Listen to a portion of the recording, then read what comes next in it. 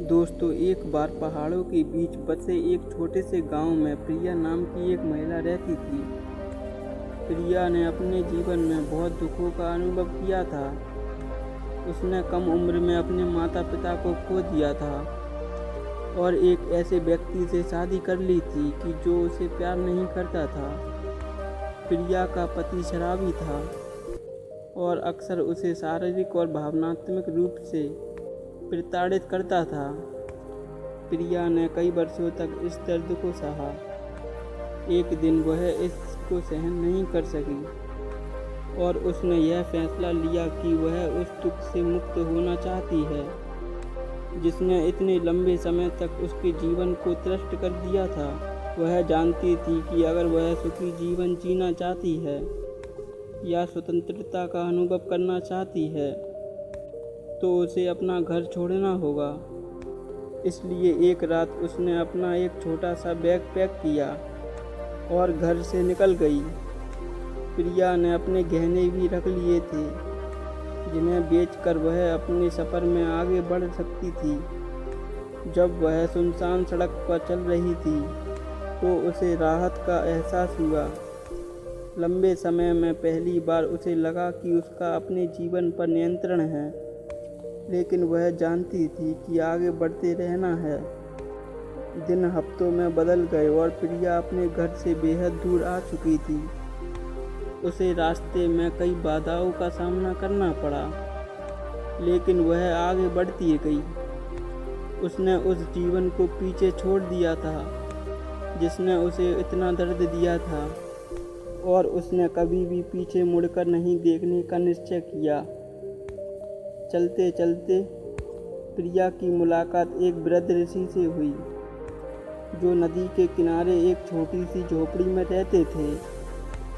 प्रिया ने ऋषि से पूछा कि वह उस दुख से मुक्ति पाने में उसकी मदद कर सकते हैं जिसने उसके जीवन को बर्बाद कर दिया था। ऋषि ने प्रिया को देखा और कहा, बच्ची, दुख से मुक्ति अपने आप बाहर नहीं मिल सकती। यह मन की एक अवस्था है जिसे व्यक्ति को भीतर से विकसित करना चाहिए।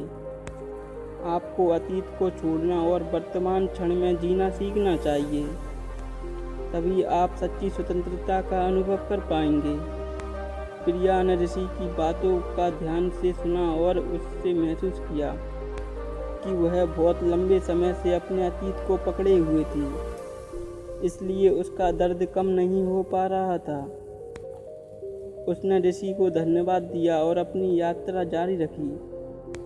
चलते चलते प्रिया ने ऋषि की शिक्षाओं का अभ्यास करना शुरू कर दिया। उसने अतीत को जाने देना शुरू किया और वर्तमान क्षण पर ध्यान केंद्रित किया। फिर उसे जीवन की साधारण चीज़ों में भी खुशी मिलने लगी। प्रिया एक गांव से गुजर रही थी जहां पर पोस्टर लगे थे कि प्राइमरी स्कूल में शिक्षक की आवश्यकता है। प्रिया पढ़ी लिखी थी और उसे पैसे की आवश्यकता थी, इसीलिए वह उसी गांव में रहने लगी और बच्चों को पढ़ाने लगी।